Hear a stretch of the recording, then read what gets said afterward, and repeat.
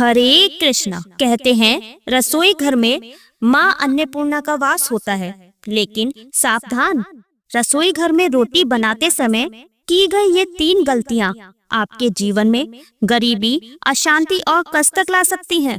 99% लोग इन बातों को नहीं जानते और यही कारण है कि माँ अन्नपूर्णा नाराज हो सकती हैं और आपके जीवन में दुर्भाग्य आ सकता है।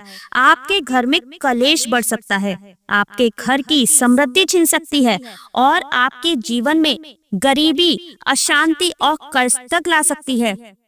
तो प्रिय श्रोताओं, आज हम आपको बताने जा रहे हैं वो 3 भयानक गलतियां जो हर महिला को रसोई में कभी नहीं करनी चाहिए, जो धर्म ग्रंथों और वास्तु शास्त्र में बताए गए हैं। और हाँ, अगर आप चाहते हैं कि आपके घर में माँ अन्नपूर्णा की कृपा हमेशा बनी रहे, तो इस वीडियो को लाइक करके कमेंट सेक्शन में जय माँ अन्नपूर्णा पूरी श्रद्धा के साथ लिखें और हमारे चैनल को सब्सक्राइब करना बिल्कुल भी ना भूलें।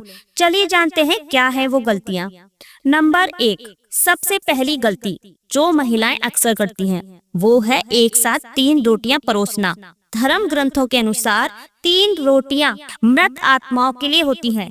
अगर परिवार के सदस्य इन्हें बिना समझे खाते हैं तो घर में नकारात्मक ऊर्जा फैलती है, राहु केतु का प्रभाव बढ़ता है और जीवन में कष्ट, कलेश और आर्थिक समस्याएं आने लगती हैं। नियम ये कहता है कि कभी भी एक बार में 3 रोटियां बिल्कुल भी ना परोसें। दोस्तों, नंबर 2, महिलाएं खाना बनाते समय कई ऐसे काम कर जाती हैं जिसकी वजह से पूरा परिवार बीमार पड़ जाता है, यहाँ तक कि घर का मुखिया कंगाल हो जाता है। और इसलिए किसी भी महिला को दुखी मन से खाना नहीं बनाना चाहिए और खाना बनाते समय शुद्धता का ख्याल अवश्य ही रखना चाहिए। इधर उधर हाथ नहीं लगाना चाहिए, वरना बनने वाला दूषित हो जाता है खाना और जो भोजन हम ग्रहण करते हैं वह निश्चित तौर पर राहु केतु का सामना करता है और खाना इतना दूषित हो जाता है। इसलिए आपके हाथ गंदे हो जाएं तो उन्हें दोबारा धोकर खाना बनाना चाहिए। गंदे हाथों द्वारा भोजन बनाने पर घर का हर सदस्य बीमार पड़ जाता है और ऐसा खाना जहर के समान होता है। इससे माता अन्नपूर्णा नाराज हो जाती हैं। दोस्तों, नंबर 3, सूर्यास्त के समय कोई भी चीज पड़ोसियों को नहीं देनी चाहिए, इससे धन की हानि होती है। घर की रसोई में एक से ज्यादा चाकू, छुरी भी नहीं होने चाहिए, इससे नकारात्मकता का संचार होता है और अन्नपूर्णा नाराज हो जाती हैं। रसोई घर में मकड़ी के जाले नहीं होने चाहिए, इससे राहु दोष उत्पन्न होते हैं। जलते हुए तवे पर एकदम पानी की छींटे नहीं डालनी चाहिए, इससे भी राहु दोष उत्पन्न होते हैं और शनि की क्रूर दृष्टि भी पड़ जाती है। रसोई घर में जब आप रोटी बनाएं तो थोड़ा सा आटा चींटियों को डालें, इससे कष्ट कम हो जाता है। हमेशा याद रखें कि घर की पहली रोटी गाय के लिए निकालना चाहिए और आखिरी रोटी कुत्ते के लिए। अगर आप नियमित तौर पर ऐसा करते हैं तो माता अन्नपूर्णा सदैव आपके घर के अन्न भंडारों को भरे रखती हैं। ऐसा नियम उसे कभी भी पराजित नहीं होने देता। ऐसा व्यक्ति कई पुण्य को प्राप्त कर लेता है। ऐसे व्यक्ति के जीवन में कभी भी कष्ट नहीं आते हैं। दोस्तों, रसोई में माँ अन्नपूर्णा का वास होता है, इसलिए रसोई न सिर्फ शुद्धि बल्कि रसोई में क्या करें क्या नहीं यह भी बहुत मायने रखता है, क्योंकि यह सब हमारे स्वास्थ्य, धन, परिवार की सुख शांति और समृद्धि और सोच को प्रभावित करते हैं। दोस्तों, हर महिला अपना ज्यादातर समय किचन में गुजारती हैं और वह अपने परिवार के लिए हेल्दी और स्वादिष्ट खाना बनाती हैं। टेस्टी खाना बनाने के साथ साथ महिलाएं किचन की साफ सफाई का पूरा ध्यान रखती हैं, लेकिन इसके बावजूद भी जाने अनजाने में कुछ गलतियां कर देती हैं जो इस प्रकार हैं। नंबर 1, रसोई में सबसे पहली गलती जो है वो यह है कि अधिकतर महिलाएं बिना नहाए धोए ही रसोई में घुस जाती हैं, जो कि बहुत गलत है। ऐसा आप बिल्कुल भी ना करें, क्योंकि इससे माँ अन्नपूर्णा नाराज होती हैं, जिसके कारण धीरे धीरे करके भंडार खाली होने शुरू हो जाते हैं। नंबर 2, आज के जमाने में महिलाएं रोटी स्लैब पर ही बेल लेती हैं, लेकिन इसका गलत असर सेहत पर पड़ता है और इसलिए रोटी हमेशा लकड़ी के चकले पर ही बेलकर बनाएं। इससे धन लाभ के साथ साथ बीमारियां भी दूर होती हैं। नंबर 3, घर को माँ अन्नपूर्णा माना जाता है, इसलिए कोई भी काम करने के बाद किचन को साफ जरूर करें। इसके अलावा गैस को भी कभी गंदा ना रखें, इससे घर में दरिद्रता फैलती है। नंबर 4, रसोई की सजावट करने के लिए आप श्री कृष्ण का मक्खन खाते हुए कोई भी तस्वीर आप लगा सकते हैं।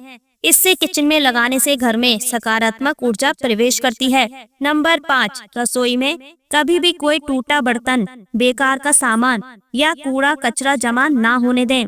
नंबर 6, इलेक्ट्रॉनिक के सामान जो आपके काम के नहीं है या जो खराब हो चुके हैं, उन्हें तुरंत रसोई के बाहर कर देना चाहिए। बेहतर होगा बिजली के उपकरण या तो ठीक करा लें या फिर उन्हें घर के बाहर निकाल के फेंक दें। नंबर 7, घर की स्त्री को कभी भी बिना नहाए धोए रसोई में प्रवेश नहीं करना चाहिए, क्योंकि ऐसा करने से परिवारजनों की सेहत के लिहाज में समस्या आ सकती है। नंबर 8, कभी भी घर का किचन और बाथरूम आमने सामने नहीं होने चाहिए। अगर ऐसा है भी तो आपके अपने बाथरूम का दरवाजा हमेशा बंद करके रखना चाहिए और उस पर पर्दे डालकर ढक कर रखने चाहिए। नंबर 9, कभी भी घर के मुख्य द्वार के समीप या ठीक सामने रसोई घर नहीं होना चाहिए। इससे घर के लोगों के बीच सामंजस्य और तालमेल में कमी आती है। घर को सुंदर बनाए रखने के लिए कुछ लोग किचन में शीशा लगा देते हैं, लेकिन वास्तुशास्त्र की माने तो रसोई घर में शीशा इस्तेमाल नहीं करना चाहिए, क्योंकि चूल्हा अग्निदेव का सूचक माना जाता है। अगर शीशे में अग्नि का प्रतिबिंब दिख जाता है तो घर में अशुभ माना जाता है। इस कारण घर में आपसी कलेश शुरू हो जाता है। इसी के साथ साथ घर की आर्थिक स्थिति भी बिगड़ने लगती है। कई बार महिलाएं घर में रोटी बनाने के बाद बचा हुआ आटा फ्रिज में छोड़ देती हैं और सुबह फिर से उसी का इस्तेमाल रोटी बनाने के लिए करती हैं। वास्तु के अनुसार यह सही नहीं होता। रसोई घर में गूंथा हुआ आटा रखने से शनि और राहु का नकारात्मक प्रभाव पड़ने लगता है और इसी कारण से जीवन में अनेक प्रकार की समस्याएं होने लगती हैं।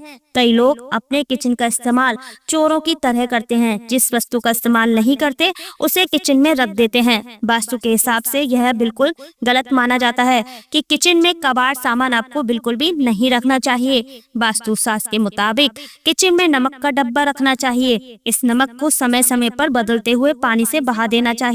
माना जाता है कि नमक नकारात्मक ऊर्जा को कम करता है और सकारात्मक ऊर्जा को बढ़ाता है। तो अपने घर में सकारात्मक ऊर्जा को बढ़ाने के लिए नमक जरूर रखें। तो दोस्तों आज के लिए बस इतना ही। आपको ये वीडियो कैसी लगी? अगर अच्छी लगी तो वीडियो को लाइक कर दीजिए और चैनल को सब्सक्राइब अवश्य ही कर दीजिएगा, क्योंकि इस चैनल पर आपको मिलते हैं मनोकामना पूर्ति के आपके सभी उपाय, जिन्हें आप अगर बड़ी श्रद्धा के साथ करेंगे तो आपकी मनोकामनाएं अवश्य पूर्ण होती हैं। तो मिलते हैं अपने अगले वीडियो में। तब तक के लिए धन्यवाद। जय श्री राम। ओम नमः शिवाय।